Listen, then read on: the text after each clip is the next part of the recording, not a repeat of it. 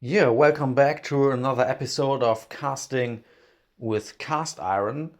Yeah, today's experiment is about the repetition of something I done already in the past, and that is to cast a garden shovel out of cast iron.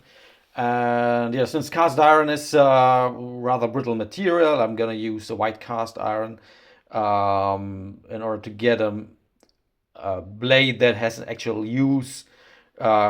Is You have to convert that to black hard marble cast iron through a annealing step. And yeah, I said I done that before, and yeah, back then I cast a blade very similar to that one in cast iron, and then for the annealing, I thought I could use my induction furnace and to heat the blade back up to the temperature you're gonna need for the annealing process. So I put the blade back into my induction coil. I wrapped everything with sand for insulation.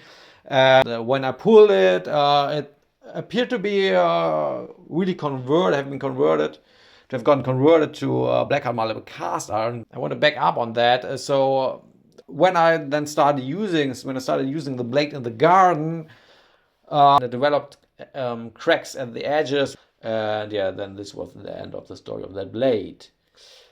Yeah, but now I'm much more mature with my equipment, so I got me this annealing furnace, which enables me to have an even temperature, to achieve an even temperature across the whole blade, because I want to run that annealing cycle. Yeah, so with that new equipment at hand, I'm gonna want to repeat that process. I'm hopefully gonna get, hopefully gonna yield, hopefully gonna yield a much better result than I got with induction heater alone. Okay, let's go right into the action.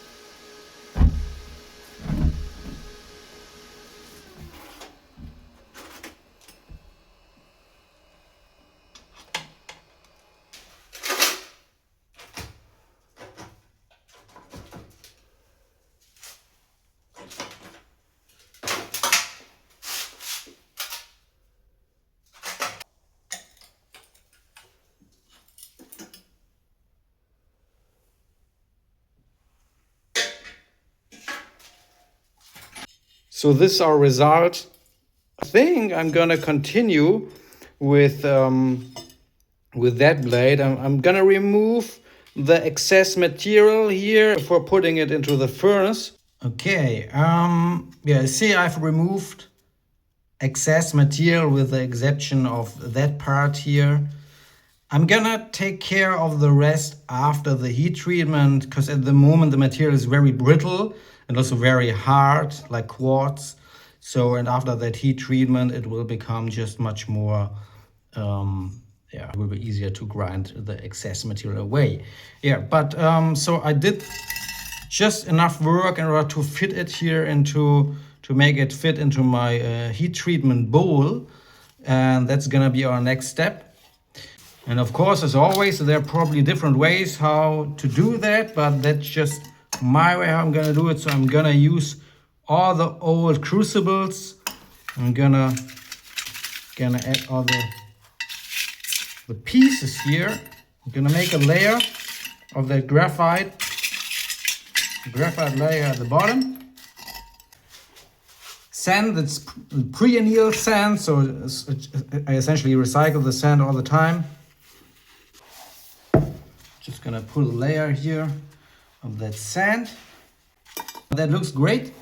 And then I'm just gonna add another layer of that sand here on top. I'm gonna push the sand firmly in place. Okay, so it's done. Now we're gonna put that into the furnace for the heat treatment.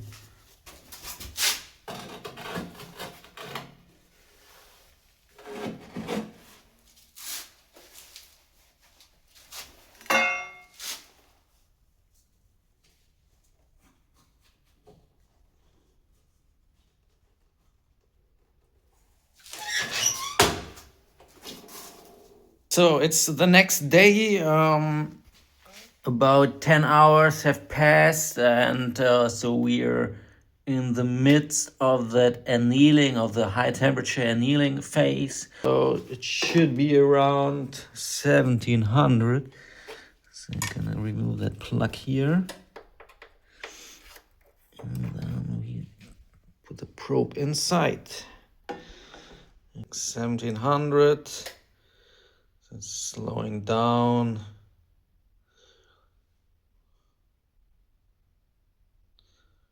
Yeah, so about 1730, which is totally fine. Yeah, so and now I'm gonna reduce the temperature even further. So I kept it at that temperature for 4 hours.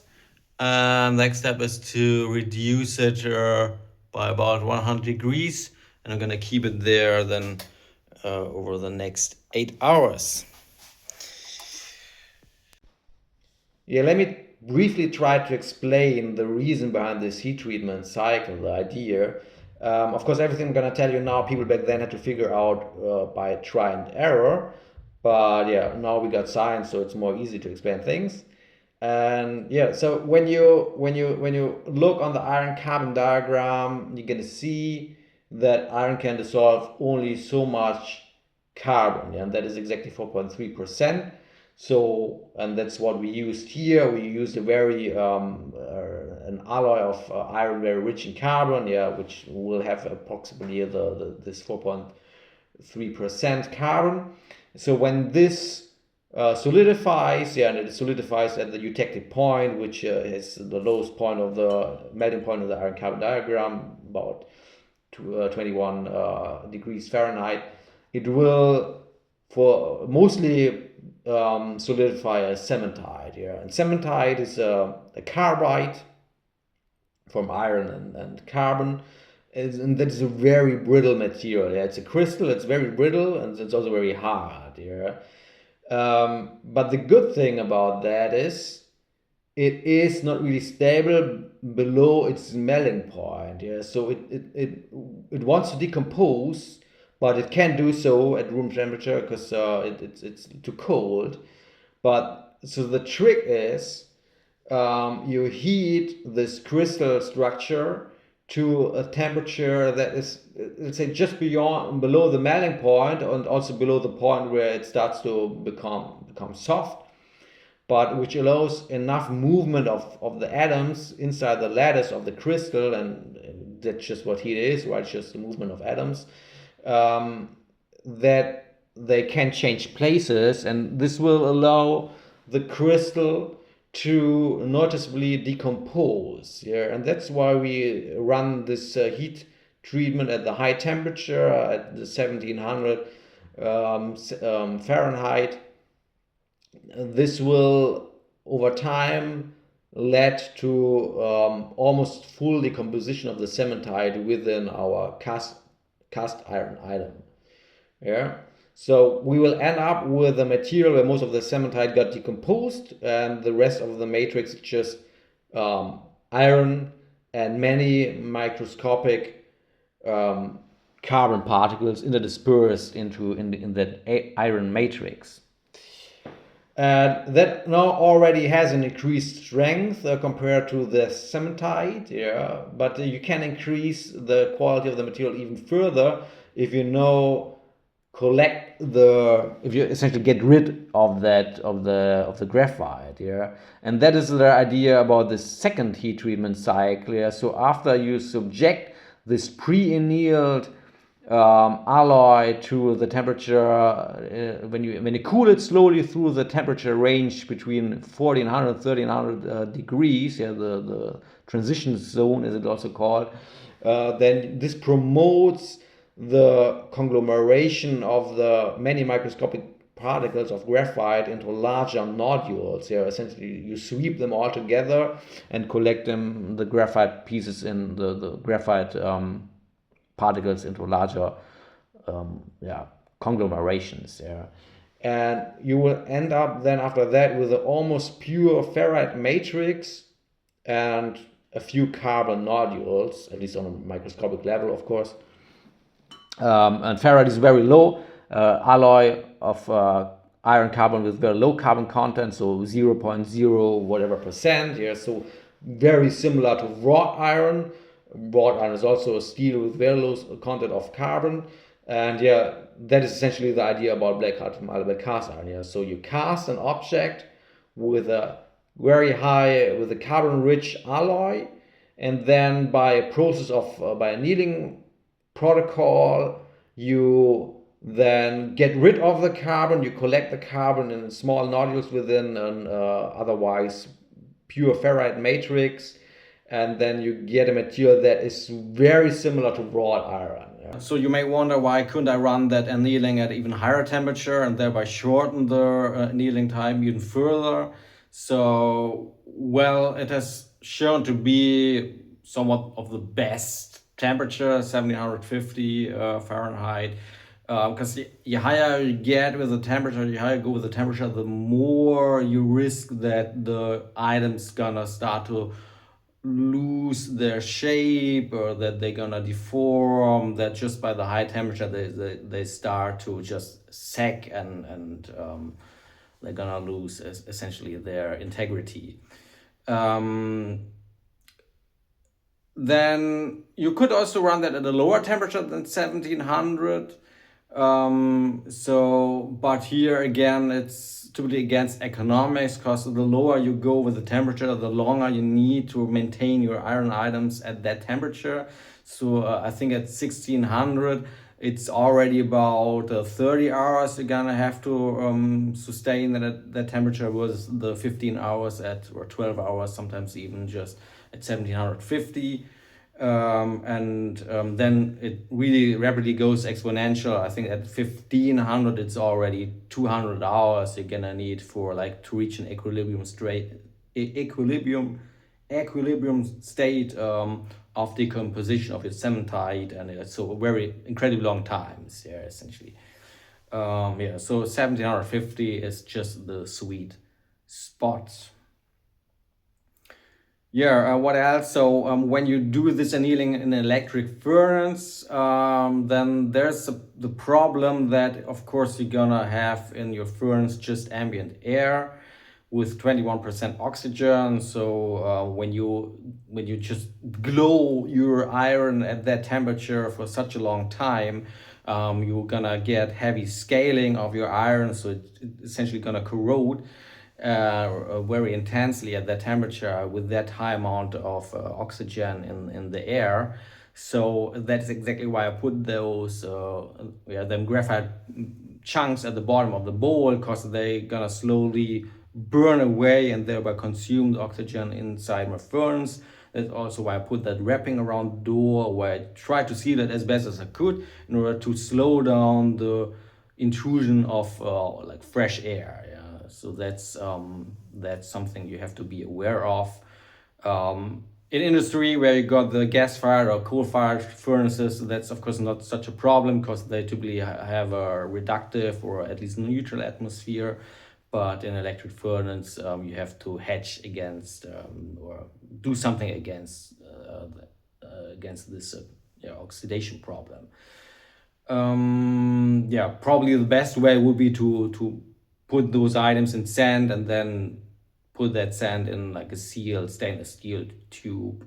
Yeah, but I haven't had a tube of the appropriate size. Yeah, but otherwise for smaller items I just use exactly that, just a stainless steel tube where I put the sand inside together with the iron items.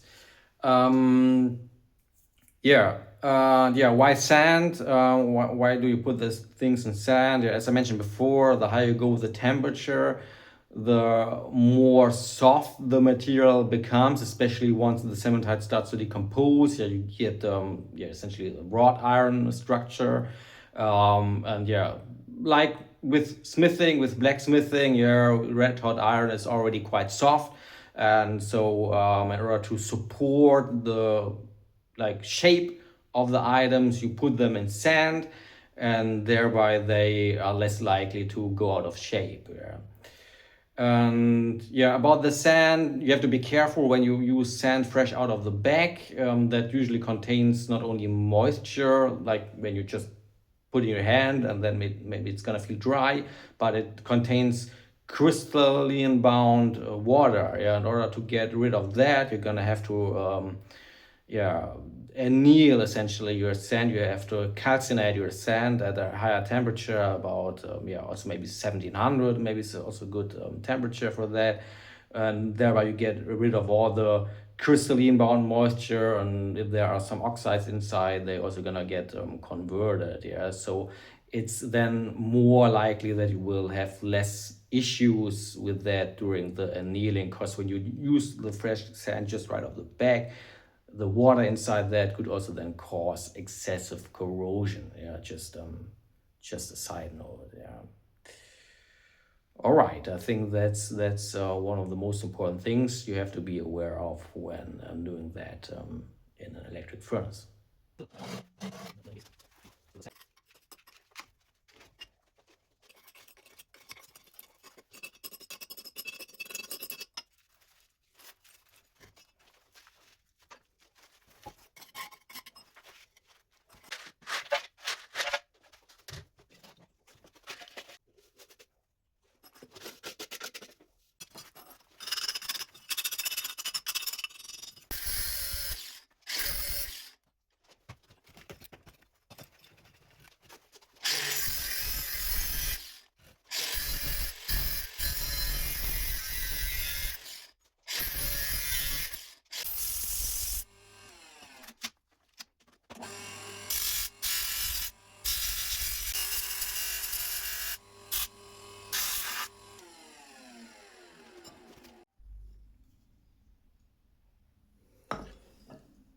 Yeah, so here we are with our final shovel. Already put a handle on it. So yeah, that's the blade after the annealing step. So it typically comes out of the furnace with a slight cover of hammer scale. So you either want to remove that or not, just according to your taste. Yeah, as said, it got a bit more thick than I wanted it to be, but I mean, otherwise, typically you complain if things are just too fragile. So I got now a very sturdy garden shovel, yeah, and I think I'm gonna be able to put that to good use. Yeah, so the big question, So the big question is, of course, were we successful with the full conversion of this blade into black hard marble cast iron? And I'm not gonna test this to destruction, but luckily we got some of those pieces here which I had to cut away here in that area. So I'm gonna test them now if they're gonna break or if they gonna bend. And if they're gonna bend, then we got this black hard marble cast iron, which is similar to wrought iron. So let's take a hammer.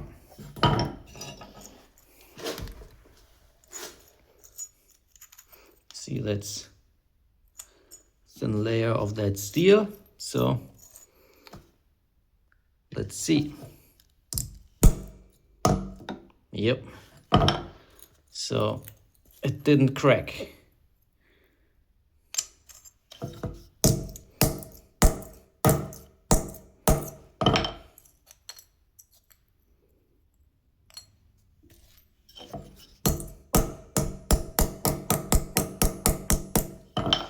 Yeah, that shows the blade got fully converted to black hard marble cast iron. It's just another piece here. You see, it's just across everywhere. It's got converted to this black hard, and I should be even able to bend it there. So that definitely you couldn't do that with a cast iron. Yeah, I hope I was able to show you the full process, how you could cast a garden chopper from white cast iron, how to convert that to black hard marble cast iron. Maybe you learned a little bit about the properties of black hard marble cast iron. And yeah, with that being said, wish you a great day and see you soon. Bye.